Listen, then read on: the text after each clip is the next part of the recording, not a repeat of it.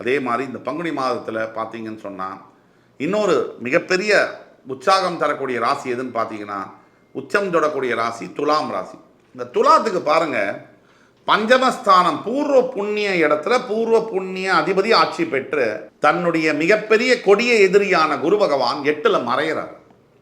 இது ஒரு பிக்சர் பர்ஃபெக்டான நேரம் துலாம் ராசிக்காரர்களுக்கு, துலாம் அன்பர்களுக்கு. இவங்களுக்கு என்ன நடக்கும் அப்படின்னா, புரட்டி போடும் லைஃப்பை.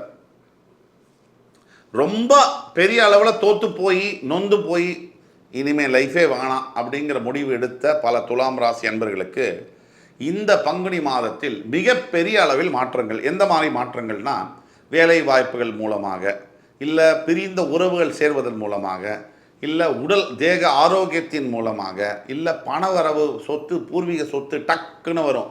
அந்த மாதிரி மூலமாக டக்குன்னு வாழ்க்கையில் மிகப்பெரிய சேஞ்ச்